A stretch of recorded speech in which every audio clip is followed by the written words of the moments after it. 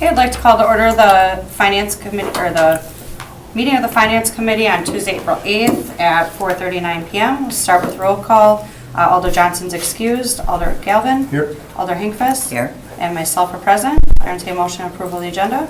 So moved. Second. All those in favor say aye. Aye. Opposed? Motion carries unanimously. Approval of the minutes. Move to approve. Second. All those in favor say aye. Aye. Opposed? Motion carries unanimously. On to regular business. Number 1, consideration with possible action to approve the resolution to refund 2024 real estate taxes on parcel 7-520 for Kingdom Agenda Church, Inc. on 730 Quincy Street for $4,578.14. I have a question for staff on this. Yes. Item 1, it says, I believe, the refund. Looking at a document here that says the tax bill has not been paid. So I'm not sure what we're refunding if we were never paid. That is correct. That would, you're correct. The refund word should be under number 3. Number 1 should be a rescind, number 2 should be a rescind, and number 3 should be a refund. Thank you for catching that. All right, thank you. Other than that, I have no questions, and I make a motion to approve. Okay. Second. All right. All those in favor say aye. Aye. Aye. Motion carries unanimously. Number 2, consideration with possible action to approve the resolution to rescind 2024 real estate taxes for parcel 7-521 for Kingdom Agenda Church, Inc. and 708 Harvey Street for $570.61. Motion to approve. Second. All those in favor say aye. Aye. Opposed? Motion carries unanimously. Number 3, consideration with possible action to approve the resolution to rescind 2024 real estate taxes for parcel 8-224 for Open Door Housing LLC on 728 St. George Street, 708 for $4,619.06. The only question I have for staff here is, initially when I read Open Door Housing, I thought it had something to do with housing improvements or something like that. What kind of a company is this? There's nothing in the, to indicate. Online, we have Matt Johnson, who is one of our appraisers. Matt, are you able to answer what kind of business Open Door is? And maybe why it gets switched over to exempt? Yeah, it's a nonprofit. Going forward, I believe, once we see those, we're gonna make them exempt and just double check with Russ on those every time. Okay. All right, thanks. Move to approve. Second? All right, all those in favor say aye. Aye. Opposed? Motion carries unanimously. On to number 4, consideration with possible action to approve the purchase of 13 Motorola APX 6500 radios from Motorola Solutions for the police department for a total of $65,340.47. Motion to approve. Second. All right, any questions? How long do these radios last? Not long enough. 10 years. 10 years? Oh, Wow. Okay. Because I just said to Bill, I said, boy, these radios, we seem to buy a lot of radios. We replace a certain number of them every year. Every year. Because if we had to replace them all at once, just a portable radio is about $4,500 and 200 of them, so try to spread it out. Okay, All right, that's approved, right? and, sorry, we'll vote. All those in favor say aye. Aye. Opposed? Motion carries unanimously. Number 5, consideration with possible action to approve the Enterprise Resource Planning Software Annual Support and Maintenance Contract Extension with Tyler Technologies for a 3-year commitment of $512,314.37. Any questions for staff? Motion to approve. Okay, do I have a second? Second. I was looking for our IT. All right, all those in favor say aye. Aye. Opposed? Motion carries unanimously. Number 6, consideration with possible action to approve the asset variance procedure to be added to the City of Green Bay procedural manual. I have a couple of questions on this. Yes. Who from staff here is We have the procurement manager here who can answer your question. all right. We order a widget for $500,000. And in the making of that widget, costs go up and it goes up to $550,001. Do they have to come to council then for approval for that increase? The only time that it would be reported out to council would be if we cut the purchase order, and through that build or that period of time before delivery, there was a change in excess of $50,000, then we would report that out to council. So if the cost went up, like the manufacturer said, hey, steel just went up $50,000 on this During the thing. build, say Okay, it's a 2-year or 3-year build. okay, It does happen. You know, it's something that I feel we should report out, and Mhm. council should be aware of that, because when you approve that stuff, say it's a $1 million, and it ends up 2 years later being $1,060,000, according to our procurement manual, anything over 50 has to be reported to council. right. So that's why our department feels that we should report that out. Well, exactly, and I think if we had that happen, you know, like, look, we got DPW trucks, fire trucks, we got police equipment. If that happened a number of times, it would affect our budget. Correct. And so we need to be aware of that. So I agree with you. And we don't currently have a mechanism in place to track that. Okay. So it goes through the change order, so it goes through Munis, so there is a director, department head approval. But if it's over 50, then it should go to council, and council should be aware of it. If you, when you approve something, the final number, you should be aware of that. My concern is, and I really appreciate you catching this and getting this in place here. What if it was $40,000 times 10? And suddenly we were looking at a $400,000 deficit, not due to, I mean, it could be spread out through all the departments and work that we have going on, but something that impacts us. Is there a process in place so at least finance would know or somebody would know so that they could address it if we needed to, you know, go to contingency fund or whatever we do to make up those shortfalls? Correct, and this variance, this purchase variance would not apply to transit because of the transit commission, so it would be reported to them. The other one that would be exempt would be Department of Public Works and Construction, because Okay, they have a mechanism in place for that variance already. okay, So this would strictly be just like asset variance purchase. okay. What if a department head, what if, you know, you order something out 2 years, Mhm. and a department head says, hey, this new widget was just invented, and I'd like to add it to this order. Is that $50,000 limit happens, or do they have to come to us even if it's like a $5,000 item? It would have to be 50 or more. It'd have to be 50 or Yeah, more. The director, the department head would be the person that could approve up to 50. Anything over 50 would be reported out through finance to council. Okay, thank you. That's all I have. And again, thank you very much for catching this and putting this process into place for us. Any other questions? Motion to approve? Second. Okay, all those in favor say aye. Aye. Opposed? Motion carries unanimously. Number 7, consideration with possible action to accept the 2025 State of Wisconsin Department of Health Services Emergency Medical Services Funding Assistance Program Award for a total of $484,642.88. Chief, great that you got this. Awesome. This grant. My only question I have is, was this money considered as part of our budget building process in 2024? No, and can Yeah, we yeah, ask like a little point of clarification to start? I misread the document, so it actually, the total should be $421,741.38.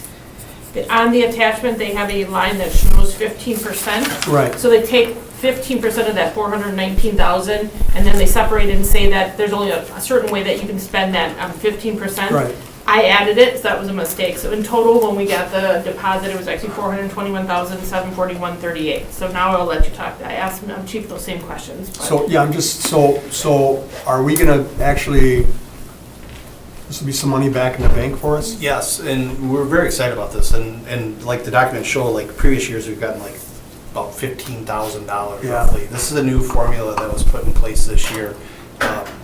Whether this holds moving forward, we are optimistic it will. So we expect to see the same dollar amount next year too, which is incredible. So again, this is not specific money to supplant our current budget. There's also things, restrictions on salaries and things like that, but there's a lot of things we could use for it. Does this mean the city's gonna get some money back on their budget? I guess is what I'm asking. Again, it can't supplant our current budget, but in essence, yes, because what we're looking for is that this money could be used. This year, we're looking at to purchase the CPR compression devices that we weren't able to budget for. We're also looking at some different equipment and resources for our apparatus. That's all funded, and then future, we look at maybe this could actually be used to help offset some costs of ambulances and bigger purchases. So those were future assets you're not gonna need to ask us Correct. for? Correct. All right. So this also means that you're not gonna be betting the farm that we're gonna get this money next year and then have us not get it, and then also we're in a shortfall. Right, Well, yeah, we're Which is planning, good. yeah, we're planning accordingly, and like I said, we're optimistic that it continues, but believe it when we see it too. So, Right. yeah, it's, this was a huge influx of money for us, and like I said, we're gonna put it to very good use, so. So what changed? You said last year was about 15? Yeah, right. I mean, that's quite a It's a, yeah. formula change. It is, and they did a formula change of a specific funding for each municipality, and then per capita is a So the big per change. capita, Yep. really. So that's why we really got that drastic increase. And again, we also bring in the other communities that we serve too, so we're able to recoup some of that. So this will help all of us, and like I said, be some real good assets for our department that'll serve us well into the future. All right, thanks so much. Thank you. All right, any other questions? Well, motion to approve? You Second. approve as amended with the revised dollar amount. Okay, motion to approve as amended? Second. Okay, all those in favor say aye. Aye. Opposed? Motion carries unanimously. Number 8, consideration and possible action on the request for consent to collateral assignment of development agreement 2025-01, W.E. Hoban Company and Hoban Real Estate LLC to BMO Bank N.A. Any other questions? Is this just something we need on file, or? I can answer that, Alder. This just follows the development agreement that Hoban signed. They have a construction loan, and so like many other developers, they're using their TIF payments as collateral. So in the Okay. event of a default, the payments, if they're earned, can be paid directly to BMO. Okay, But it's a request often received from developers. thank you. Mhm. Okay, I'll entertain a motion. Move to approve. Second? Okay, all those in favor say aye. Aye. Opposed? Motion carries unanimously.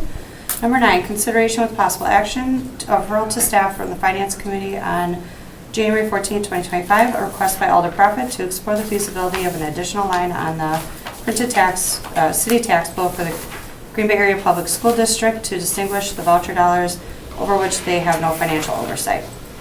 I guess I have some, I was gonna let, we'd like to open the floor, but I think it would be Give an best if we update listen to our first. update first. Okay. so yeah. Sure. If you don't mind. Sure, there was a little bit of an update just on the report page.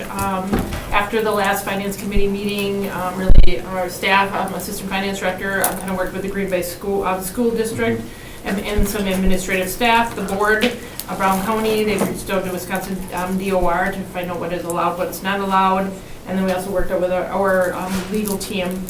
And based on what was legal, what was, and what was feasible, the proposed solution in front of you that has been accepted by the Green Bay Public Schools Board President and the DOR is just to add a sentence within the body, the informational section. Really, per the DOR, there's really no changes that can be made within the section that has any of the calculations. That part can't be touched, so really the only part that is the informational section. So that is doable if that is the will of the council to add that some kind of one-line sentence in the informational section.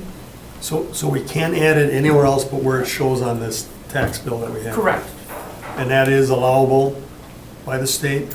correct. And is there additional cost? There are no additional costs. All right. If there's no other questions, I'll open the floor. Motion to open the floor? Okay, do you have a second? Second. All right, all those in favor say aye. Aye. Opposed? Motion carries. Floor is open. Sure. Everyone's kind of looking at me. I'm there's over. Yeah. So first, I just want to, obviously, Alyssa Profit, Elder for the 1262 Cherry Street, if I got to do the formalities. First, I just want to thank staff. I know this has been talked about for a really long time, and I really appreciate your time and collaborating. From what I heard with the school district, there was a lot of collaboration that happened there. So I think, thank you. I just want to thank you first for doing that. And I'm going to hit on collaboration a lot because I think that's really important for our taxpayers to see that we are doing that. We are collaborating with one of the 4 entities that's on their tax bill. We've talked about the process. This is the process. This is the only process for the school district to kind of increase the transparency for our taxpayers. So we did the legwork now. I think what we got back is amendable to the school district, and I'll let the representatives from the school district speak more on that piece of it. But it's of no cost to us. I think it's really important. I think if we as a city had $9 million coming out of our budget and we had no say in it whatsoever, we'd be crossing all our T's, dotting on all our I's to try and communicate with our community. I mean, our Parks Department budget this year is 10.9. We're looking at 8.9. So, I mean, if that was happening to us, we would want to increase that transparency and communicate that with our taxpayers. Everyone looks at their tax bill. I think I mentioned that when I first brought this up. So there certainly are other avenues they can communicate this to everyone, but everyone looks at their tax bill. So that's why we're here. And I really, again, just appreciative of the staff's time looking into it. And it's of no cost to us. All of the legalities have been vetted, so I think it's clear for us to be able to just have this conversation, move forward, and increase that transparency for our community. All right, That's all thank I you. got. Thank you.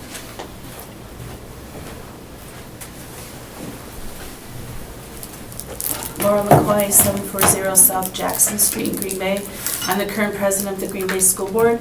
I don't really have a lot to add to that other than, just to reiterate my appreciation for the work that was done to kind of bring more clarity to how this can happen on the tax bill. The line that we came up with to put on the tax bill, if we were going to do it this year, was of the amount levied by GBAPS, $8,991,023.65 is for the purpose of private school vouchers. That's the line. I'm going to go in the information area of the tax bill, and we've accomplished a great deal of transparency then for our taxpayers in this community. That money is only levied locally, as opposed to some of the other ways that the schools handle finance, and that's why it's so important to have our local taxpayers understand that when they look at their tax bill. How have you gotten this information out in the past?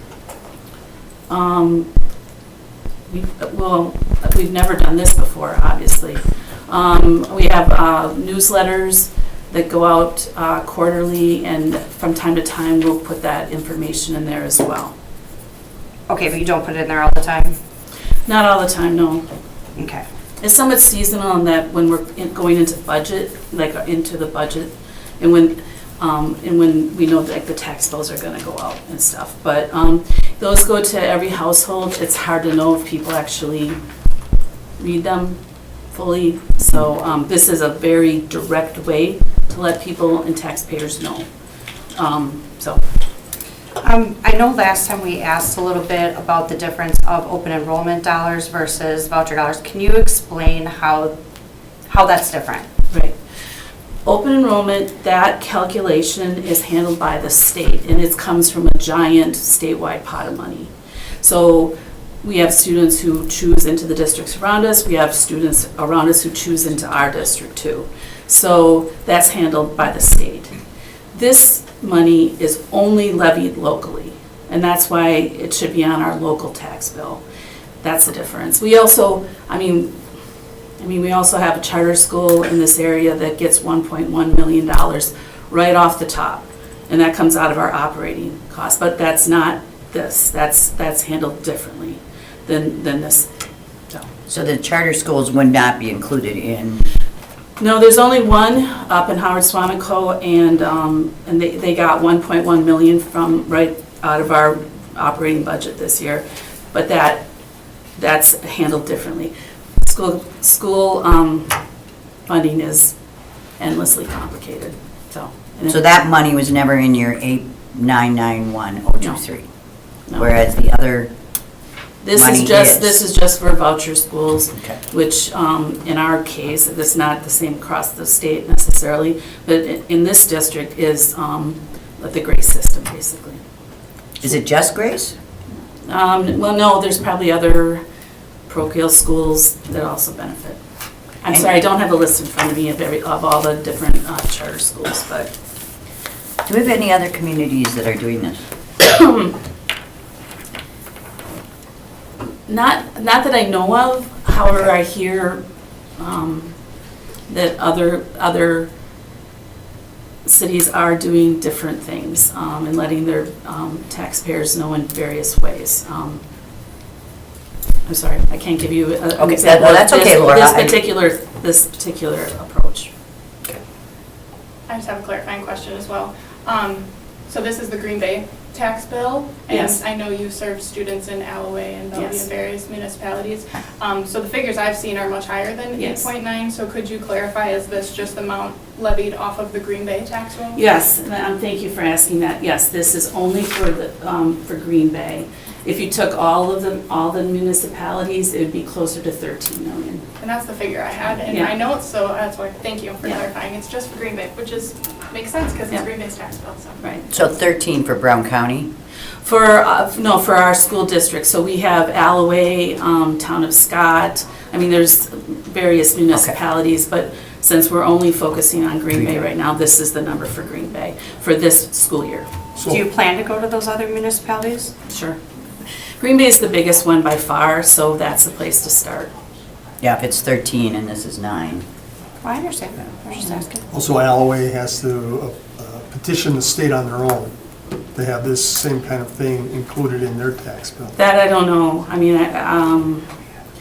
I think if Green Bay leads by example here, the other municipalities. Well, that's what I'm saying, but each municipality has to ask for this to be on their tax bill. The state's not gonna automatically do it. I mean, the city's asking them to do it, so they're gonna do it if we approve it at council. So for Alloway or Bellevue or De Pere or anybody, if they want something like this on their tax bill, they have to ask the state to cooperate and set it up. Is that correct? Well, we go through Brown County for tax bills, but I mean, like what you said, the state has signed off on this approach, so. That's what I'm saying. It's the state, we need a state's approval. We Right. need, in Brown County, we don't need Brown County's approval, do we? We just have to ask them to put it on. Correct, correct. Right. I think to your point, yes, I would think if any municipality, I think they would have to go through the same, talk to DOR and make sure that they're okay Okay. with it. I would think it would be recommended because they did come back, we had to show it to them, where do you plan to put it? And they came back and we reviewed and approved it, correct. I see, okay. Yep. I think it would be a good recommendation if you're going to go to another municipality to go Absolutely. through the same process. Right. No. Okay. You might, yeah, it's better to make sure that you crossed all your Ts and, Yeah. yeah, All right. so. So, just want to make sure, so open enrollment funds go straight from the state to the school, it does not flow through you at all? Right. Okay. And that That's- or go ahead, sorry. No, that's part of the per pupil calculations that all districts have, right? They get a certain amount per student. This amount is strictly the amount that then follows the students to the private schools. So there is a percentage though of that, or not of this number, above it that you get to keep that doesn't follow the student. It's about like 80-20%, am I correct? That sounds about right. Sorry, I don't have those numbers in front of me either. So are we going to disclose the 20% that doesn't follow? No, this is the amount that that we are allowed by the state to levy locally. So that is not going to include that other amount that, I'm sorry, that's getting into the weeds for me that I'm not sure if I should speak about that I don't want to give you bad information. So this is the levy amount, though? Yeah, this is right from our CFO. This is what we'll levy, or what we did levy this year to local taxpayers. So every dime, every penny of this 8 million, whatever is listed here, is what actually the voucher schools get in hand from Green Bay Area Public Schools? Yeah, Okay, from our local taxpayers, okay, not from across the state. right. Yeah. I'll make a motion to approve. Oh, I'm Wait, sorry, sorry. we're I'm still sorry. okay. Yeah, I think we have other Got people the who cart want in to front of the speak. horse. So, okay. Any other questions? No, I have,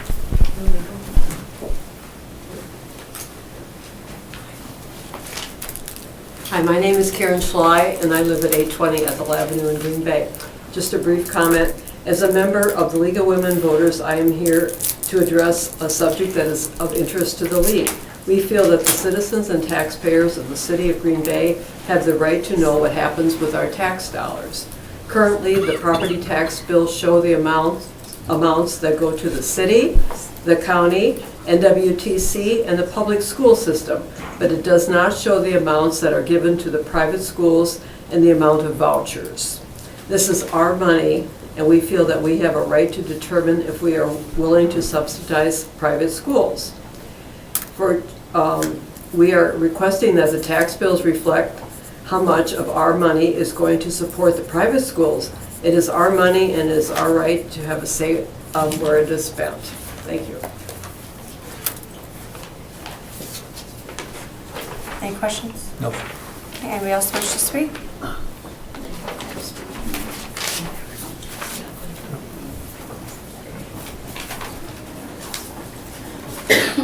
Hi, my name is Denise Gummer Hutchison, and I live at 3184 Hermans Road in New Franken, Wisconsin. I'm here in two roles being I have chaired the referenda committee for the Green Bay Public Schools from the Yes Committee side, so from the community perspective, where we've done a ton of doors, talking to people about how do they feel about referendums, how do they feel about supporting their public schools. Overwhelmingly, Brown County, Green Bay has supported their public schools in a big way. But what we've found at the doors is the lack of knowledge of the tax bill. So when people get their tax bill and they see this big school number, they think that's all going to the Green Bay Public Schools.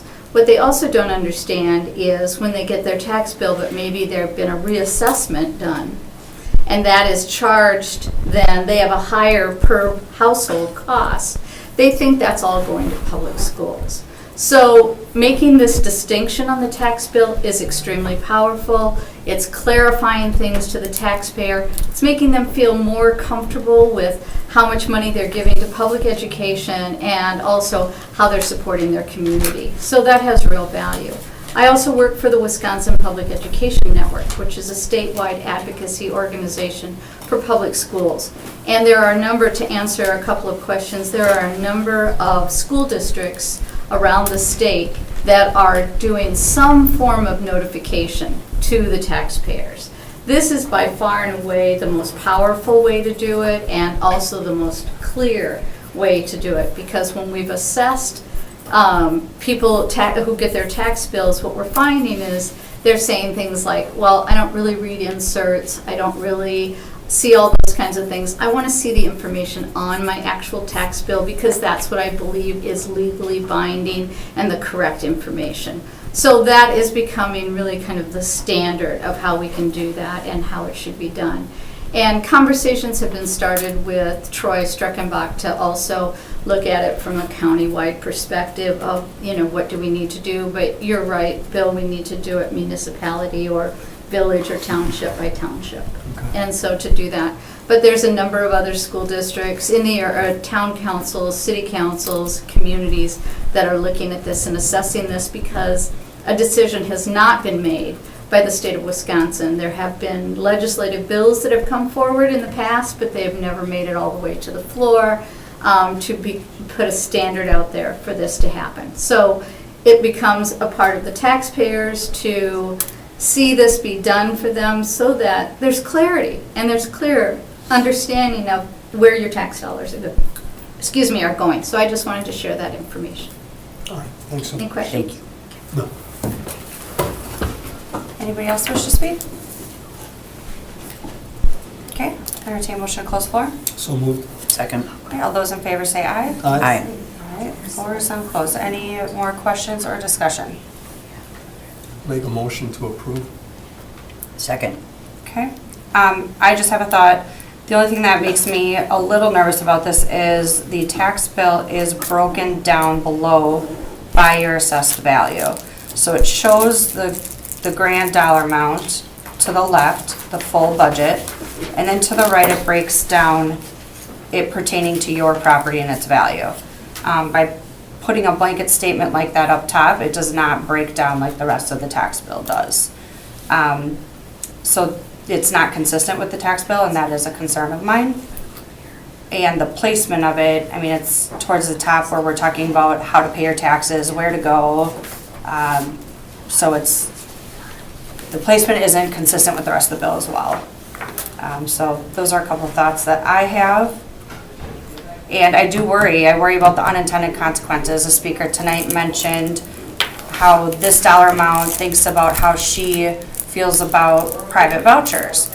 But private vouchers are a resource for lower income families to be able to seek education that may be an avenue that they need due to resources offered in those schools.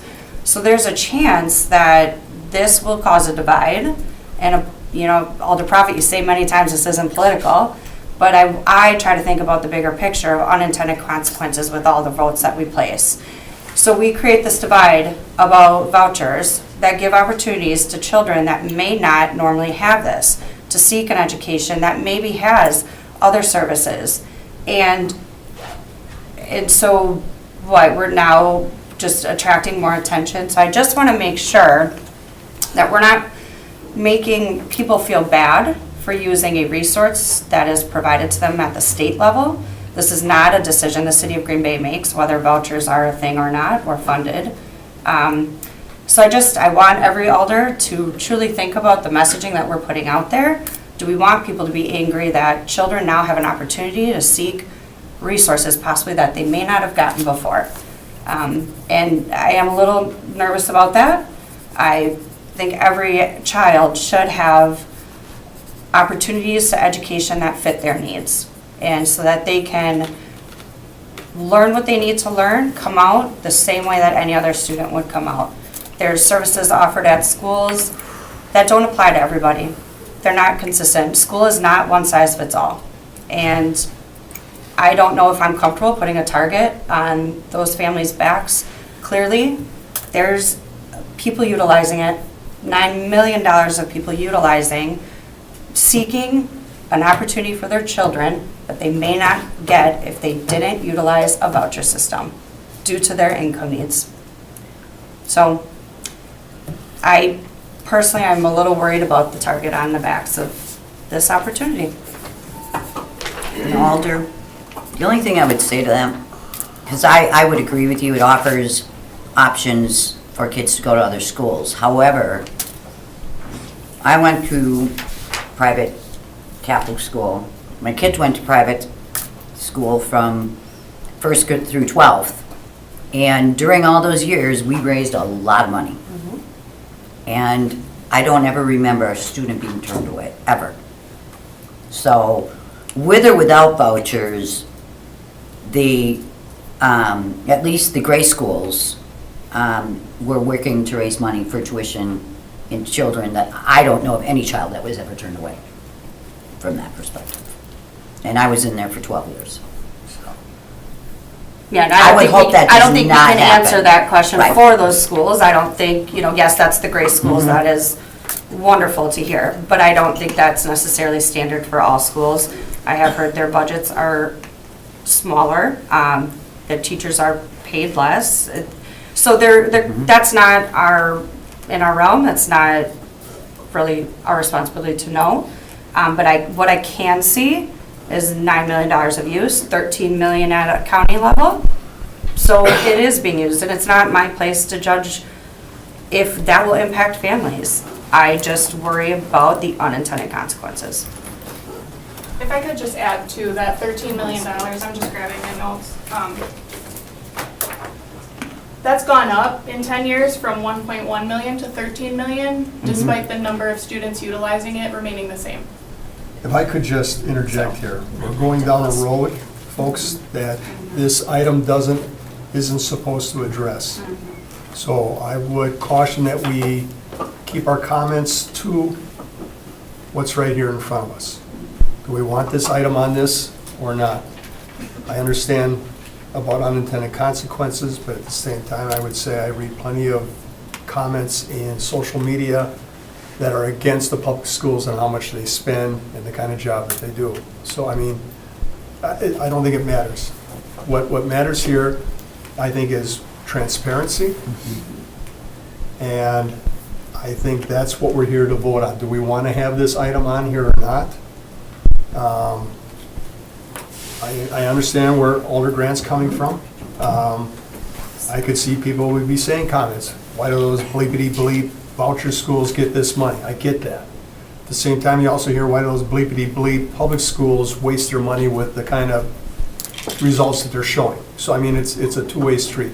But that's not what we're here to talk about. We're here to talk about transparency and whether we want this item on the tax bill. I also agree, I think it would be better down in the format where it shows all of that, but from what we're being told by the DOR, that can't happen. Maybe in the future, that might happen. And before we also go down this road further about voucher versus non-voucher, there's changes going to be happening, I believe I read in the next year or two, as it pertains to voucher and who's eligible for it. So, I mean, there's a lot of things we could spend hours here having good discussion about, but I think the main point we have to focus on here is, do we want this item on the tax bill or don't we? And whether voucher schools are good or bad, or public schools are doing a crappy job or not, that's not what this is about. It's just about people look at their tax bills and they're going to see this thing on here, and they'll have to, if it generates questions on their parts, they'll have to go to the powers that they can find to get those answers, whether it be, voucher schools or whether it be the public schools. So I ask that we stay focused on that if we could, please. Otherwise, we'll be here a long time. Thank you. Yeah, and I wasn't speaking to No, or judgment or whatever. All I'm saying But is. I could just see where the conversation was going. And so I just think we need to stay focused on this. If I'm out of line, I apologize, but I just saw this thing starting to spiral, and I just don't want that to do that. Well, I want to be careful when you use buzzwords like transparency, because it's easy to throw that out there. But again, if it's not consistent with the language on the tax bill, Right, and it's that's. a buzzword. And It's that's- a wow factor. That's what Well, we've heard people say that. Wow, I didn't know X amount of dollars. So what I do worry about is when we are trying to be transparent, we need to be consistent, or it's not transparent. I agree, So- and it would be nicer if it was down in here, and it'd be even nicer if you could say Grace You could gets this calculate amount, it, yep. or this school gets that amount. Right. I mean, it'd be great to say, within the Green Bay Public School, we have different formats. We have Ola Leopold, we have, what's the old cathedral now? Da Vinci. Da Da Vinci. Vinci. I mean, there's a lot of great things going on. We have the one on Main Street. I mean, we have many different types, and how much money do those get, and what are their success rates? And, I mean, this is all stuff that we can't unfortunately include in this tax bill, but I think this is a start. I agree with you. I'd like to see changes where it's actually right down in there, Green Bay School District, and then have, another line immediately under that saying voucher schools. I think we should include what goes out to the school out in, what do we got? Open enrollment or charter schools too, because fair is fair, right? But Then I also think we have to be careful with what can of worms we're opening. There's there's 4 municipalities total on this tax bill. Where does it end? This is this conversation coming forward, but my point is, what if, we don't know what the future looks like? All of a sudden, is our tax bill 1 year eventually going to be 2 pages long because now line items want to be added? Well, I'm So sure I like just- it's like the city of Green Bay's bill. How Right. much is PD, how much is DPW, how much is parks? Yeah. And I would just like to add, this committee saw how many grant dollars from the federal government the city is at risk of losing right now. I think we might be having the same conversation next year, except on behalf of the city, to let taxpayers know, hey, we see your 10% increase, we hear you, here's why. Note, this much was lost due to the federal government taking those dollars back. So I think it could open that can of worms, but if it's in the name of making taxpayers understand what's happening with their tax dollars, I think it's an avenue worth exploring. Right. I think it's, it's incumbent upon each taxpayer to hold their elected officials accountable for where that money comes from and where it goes and how it's spent. I think this is one more step towards doing that. But like I said, personally, I'd like to see it in another place. We're being told it can't be. So I will take this as an alternative rather than nothing there at all. Any other discussion? I think we had a motion to approve. Mhm. Okay. all And I those- seconded. Okay, all those in favor say aye. Aye. Opposed? Myself? So motion still carries, and the recommendation will go on to council. All right, then, That'll be pulled, if it needs to be, it can be pulled at the council. Yes, So I if you want am. to come and show up and support it at that time, that'll be at our next council meeting. We'll be there.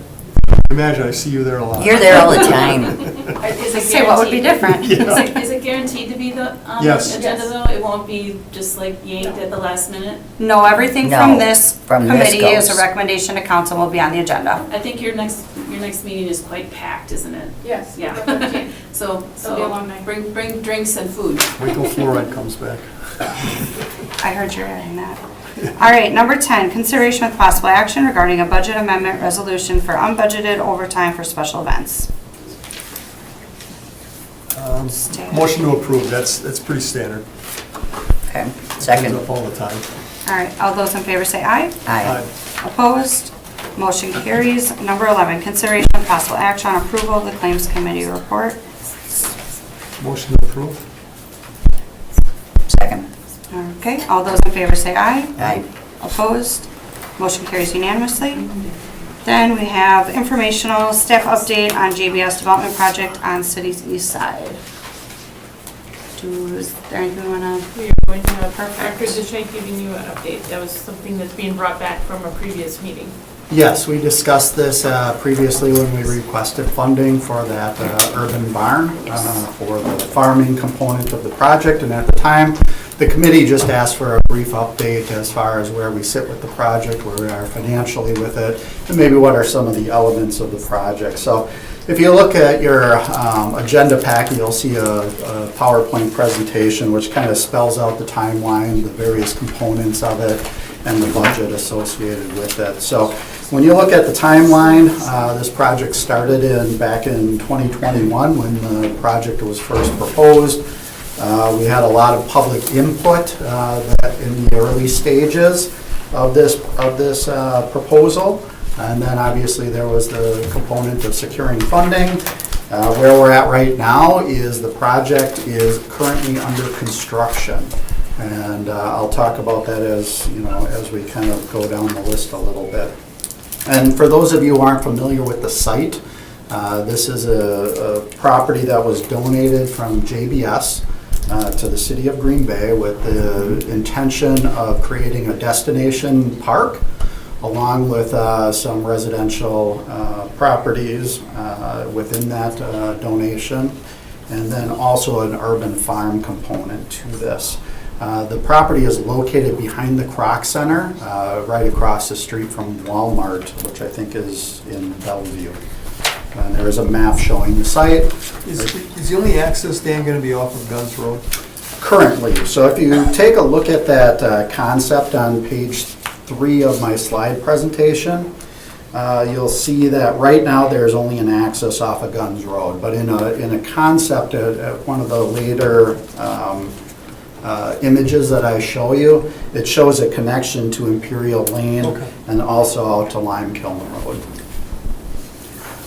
And there's some aerial photographs showing that, currently or before construction started, it was really farmland and wetlands is really what the site consisted of. When we went through the public input process, it was pretty extensive. So there were several public input meetings. I know I attended one of them at the Kroc Center. And we reached out to a lot of different people, did a lot of different surveys about what they wanted to see in this development. Not only from a park standpoint, but a residential standpoint, what type of housing did they want. I've included a summary of the park elements as far as what was the desired elements to include in the master plan. Obviously, not all of these were incorporated into the design, but some of them were. We tried to incorporate the elements that had the biggest impact, or the most people said that they wanted those elements. And not all of these elements ended up in the JBS property park. So VT Pride Park, there is a connection from this site to VT Pride Park. And some of these elements will be incorporated or have already been incorporated into the master plan for VT Pride Park. And when you go to the next page, you'll actually see the layout. And What page you'll- are you on? I'm Dave? sorry, this would be page 5 of the PowerPoint presentation. Okay. You'll see you'll see the access off of Guns Road. There's a big boulevard that goes into a residential development. Then there'll be a residential component with single-family, multifamily. The park and farm are to the, kind of in the southwest corner of the property. And then you'll see long-term, there is a potential to connect the road out to VT Pride Park to the north, and then build a new road just north of the Salvation Army Croc Center property that connects Guns Road to Limekiln Road. We are not going to be doing the connection to VT Pride Park initially, and we're not going to be doing the road connection connecting Limekiln Road and Guns, at least in this first phase. There isn't enough money to do that road connection, but there will be a pedestrian connection that links to VT Pride Park. When you go to the next slide, you'll see the concept for the Destination Park and the Urban Boulevard Park. So this is the road that you come in right off of Guns Road. This is the main entrance into the subdivision. What we're doing is we're creating this grand boulevard right down the middle where it'll be a gathering space. So there'll be picnic tables, there'll be areas for food trucks to congregate there, there'll be fire pits with gas fireplaces there. A lot of different seating options, a lot of different ornamental lighting options, and it's really a gathering space more than anything else. And then when you go just to the left of that, you'll see that there's a splash pad and a playground feature that's designed there. I think there's an image following one of the slides showing what that park will look like. It also shows an image of what we were originally going to build for that community center barn, which we don't have enough money to build. That'll be a future phase if we ever get money. There's some just inspiration images in this graphic showing what the character of the site will look like. And then when you look at the next page, it shows how the residential component fits into the entire development. And as you can see, there's a series of multifamily units, townhouses, and single family, all kind of to the north edge of the site and just along the boulevard as you come in. I did ask Matthew Buchanan to come in and give you a brief update on the residential component because we are working with a few developers on a portion of the residential. It's not all in process yet because this will be phased in. So I don't know if Matt, you want to give a brief presentation on residential? Right, so in early of 2024, our team released an RFP to identify those potential housing partners. And in May, the RDA actually selected to Gorman and Company and Rebel 49 for us to pursue a project with. Since that time, the developers have conducted their due diligence, prepared more detailed plans, and started assembling their capital stacks.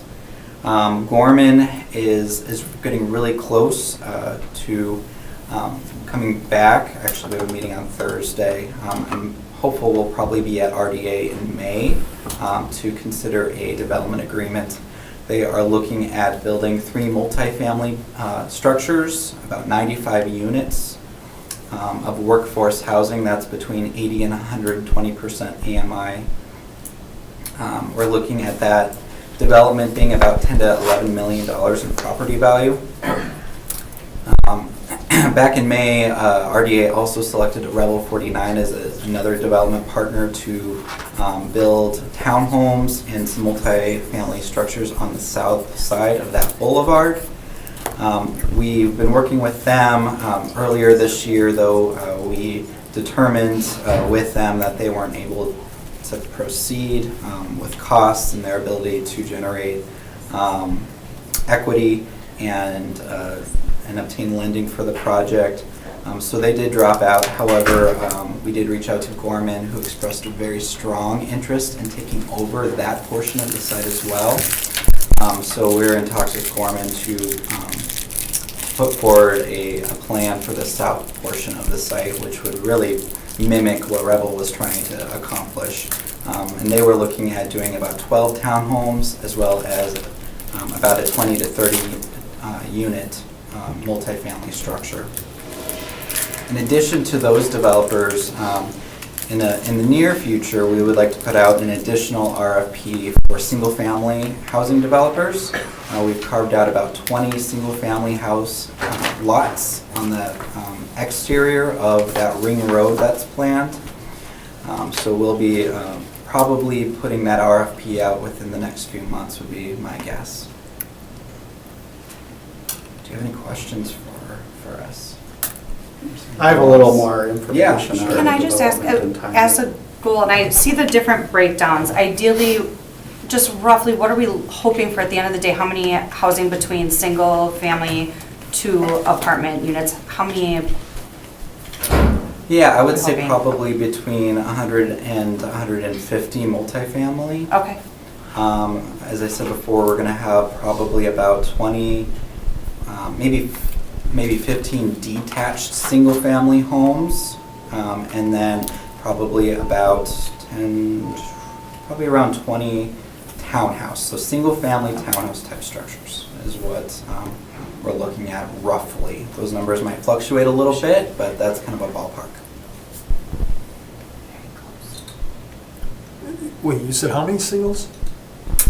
15 detached single-family, and then an additional 5, probably about 10 to 15 townhouse single-family. So that would It's be in around the, 200. those would be in the two areas that are listed as single family, correct? If I'm looking at the right map. that map up There's kind of like three, like zigzags. There's a long rectangular shaped piece of land on the very northern edge. There's a site plan. There you go. Yeah. There you go. Right, so we've got townhouses and multifamily on the south side there. We've got single family on the north and on the east, and then townhouses on the west, the northwest corner. So between what it says townhouses, single family, and townhouses The again. one change that's different from what you see here, you see that centerpiece that says multifamily on the south side, townhouses on the north side. Gorman is proposing multifamily on that entire center piece. Okay. No townhouses? Not in the center, only on the west side and then on the south side. And what kind of units are you looking on that center area? 95 currently, And what are they, what did you call them? multifamily. Are we talking Apartments. duplexes? Oh, apartments. Okay. And then multifamily is you enter from Guns Road on the Yes. south? Yes. Okay. Right, Gorman's. And so how many total families could be housed? Yeah. I guess is what I'm asking. Sure, so we were looking at 95. Let me just do a little quick math. Sure. 5 plus 25, we're looking at, I think, about 120 multifamily plus 10, 5, 35, 15, say between 150 to 200 or so. Okay. It's still kind of coming together. Mm-hmm. We don't have final plans yet on that south side. We are much closer with a development agreement in that center portion. Okay. So probably at the May redevelopment authority, May or June, I would anticipate us coming back to consider a development agreement. And the latest we heard was about 95 units in that center, 95 multifamily units. in that Three-story? center piece. Yes. Okay. And who's going to be running those? Gorman and Company. So Gorman and Company is a developer that has partnered with us a couple times. They are currently working on the Mason Manor rehab project, and then also the University Avenue multifamily project that was opened up this past year. So they manage them, correct? Yes, they do. Outside, yeah. All right. And then who's going to manage the duplexes and that kind of stuff? That hasn't been determined yet. We would be putting out an RFP for single-family homes in the near future. We don't have a development partner for. Those will be owned by the families, right? Owner occupied is the plan, yes. Okay. That's kind of to be determined in the future. The only townhouses that would be probably managed by Gorman is on that southern section there, south of Grand Boulevard. Those might be rental. That piece hasn't totally been fleshed out yet with our change from Rebel 49 to Gorman along the south side there. Those plans are still kind of coming together. And I know it's not part of the thing, but there's a field just to the east of where it says single family. Looks like a farm field or something right there. In the town of in the village of Bellevue. Oh, that's Bellevue there? Yeah. Okay. And we're hoping, if all goes as planned, that maybe we'll break ground on some of the residential this fall. That's our goal. Correct. Yeah, that's, the timeline says what, August of, August of '24 they were looking at groundbreaking on this timeline, but that's been pushed. It's been pushed, yeah, and, I think, like Matt said, we're close to working something out with the middle portion where it shows the multifamily.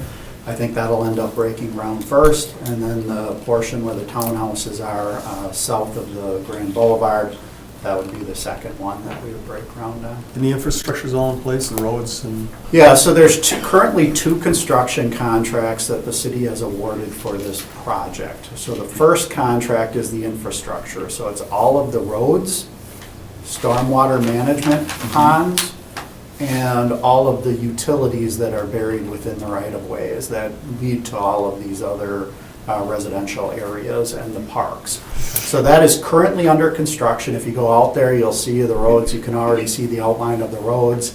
I think they're going to be starting on the pavement in the next probably 2 weeks, I would guess.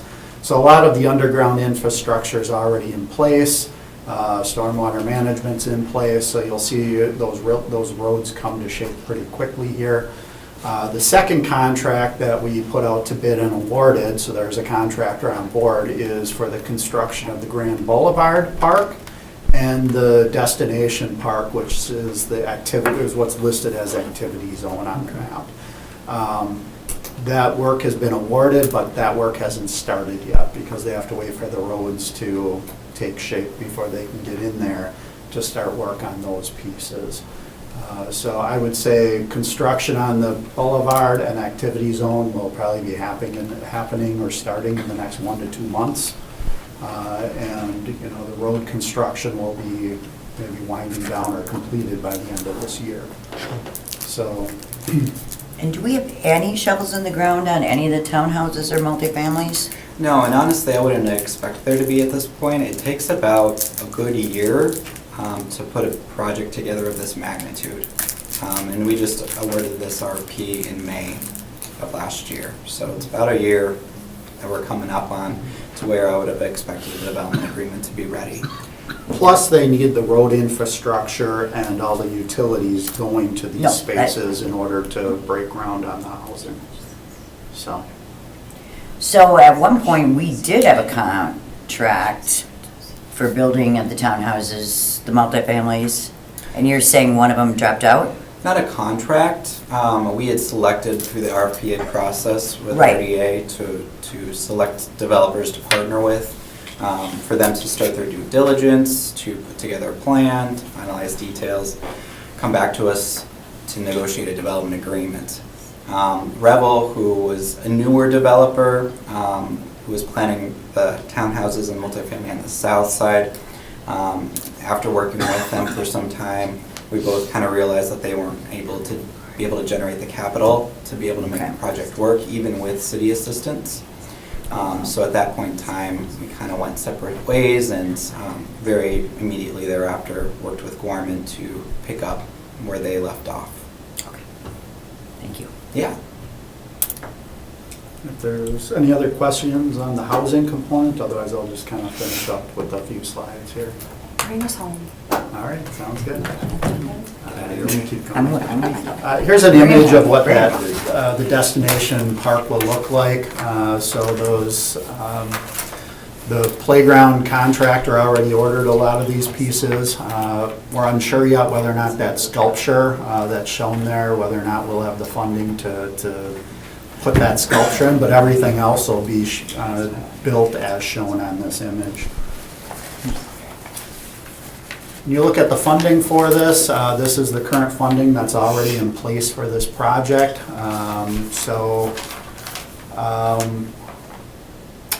I guess I don't know if anyone has any questions on the funding here, but we do have roughly 13 million that's set aside for this project, of which we've already committed a lot of it to the various contracts that we mentioned. So we have, as you know from our last discussion, we contracted with Wello to do some planning for the urban farm and help get us situated to tackle that end of the project. But then there's also been the engineering fees, which come out to roughly $950,000 just to engineer what you see here and put it out to bid. And then we have the two construction contracts, one of which is roughly $5 million, the other one is roughly $6 million to build what you see here. So out of all the funding that's shown on this slide, we have approximately $650,000 left in additional funding to handle the $650,000 is what's left out of the funding that's shown. And that is necessary for potential change orders coming down the road that are kind of unaccounted for right now. When a contractor gets on site, they run into an issue, we have to design something different, and there's usually change order costs. So it's a little bit of a buffer with the funding. And hopefully we won't need that $650,000, but if we do, it's been allocated towards this project. Now, am I correct that City of Green Bay, we had put in $5 million and then another $2 million? Is that on this breakdown? Is that the? Correct. So, with this breakdown, the $350 was not a cash donation for the land donation. That was the value of the land. So we did receive a grant from JBS for $500,000. So they gave us the land and they gave us $500,000 to put towards building the destination park. So we have $500,000. Then we received a grant for $5 million from the government to put towards this project. And then the city bonded $5.5 million, of which the TID is going to pay those annual payments. So that's where the $5.5 million came from. And then we just recently allocated another $2 million at one of the last RDA meetings, which was a transfer from another TID project. And then that Wello grant is not actually funding, that goes towards us. That is what we discussed at the last meeting, where Wello is using that to purchase equipment and do things to support the urban farm, but it's not actually cash we can put towards this project. So actually cash that the city has towards this project, including grants and cash on hand, is $13,048,000. One thing that is not on here is we also allocated $48,000 in ARPA funding for a solar project within the park system. That was approved 2 years ago. So what we're going to be doing is doing a little solar project on a garage that we're building out here to hold all of the picnic tables and benches and stuff in the off season. So, like I said, a little over $13 million in cash at hand, of which we've already dedicated roughly $12.4 million. What is the $10 million in developmental incentives? This was a slide that I just pulled from a presentation from the planning department. I guess, do you know what that refers to? I'm sorry. Because that looks I like didn't really 23 catch million. that. I think that probably is related to revenues that we receive from taxes associated with the with the development once it happens. That's what I would make assumptions are, Yeah. if and when the development agreements are fully executed and they bring in additional assessed value, that in total, there might be that many future development incentives that would go back to your developers. But that is, I'm assuming that's for the life of the TID. That's for the life of the TID. That's not really cash in hand for this. I should have probably vetted this. So it's developer this budget. incentives, Yeah, not correct, our incentives. Okay. correct. Okay. So roughly 13 million in cash at hand, of which we've already allocated roughly 12.4 million.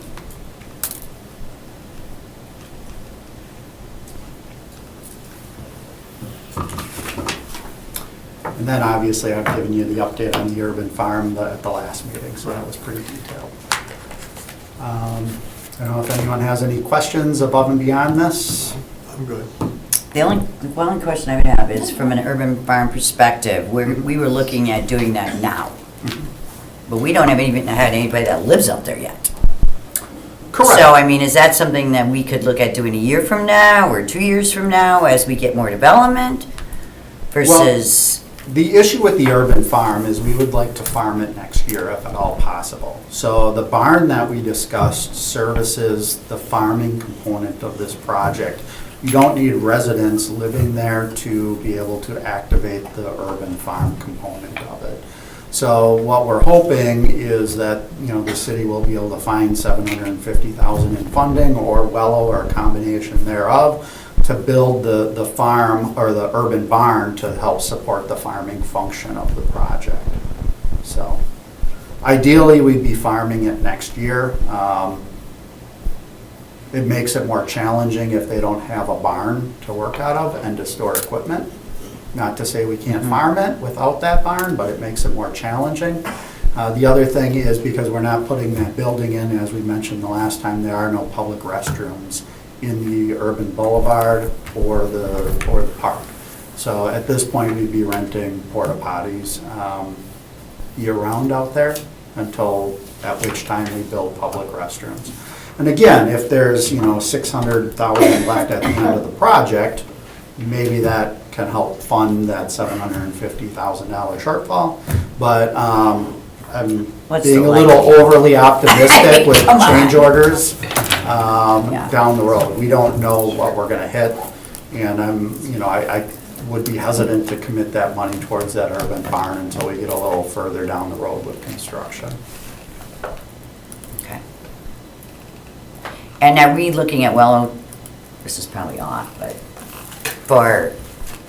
to run that barn and manage that barn, or are we Wasn't it a managing? 3-year? Yeah, originally they received a grant to do a 3-year commitment to that, but we've had since the last finance committee meeting, I've had some discussions with them on their interest and desire to maybe continue that beyond that. And if they don't have that interest, how can they guide us to making it, the city self-sufficient in making that successful? We'd probably have to partner with a different agency if WELO doesn't want to do that. Again, they have not said yes or no to it, but they know that was a question that came up at the last finance. Yeah, and I think we're a year into that, aren't we? So there's only 2 more years left. So, Right, well, that was at our last meeting. Yeah. Brian had made a motion to have them start considering getting more involved in the Yeah. project than they originally were, which would then have them committed to more time. So I would see us bringing that component back to the finance committee with a formal proposal. But I have to fine tune a few things with WELO before we're ready to bring that forward.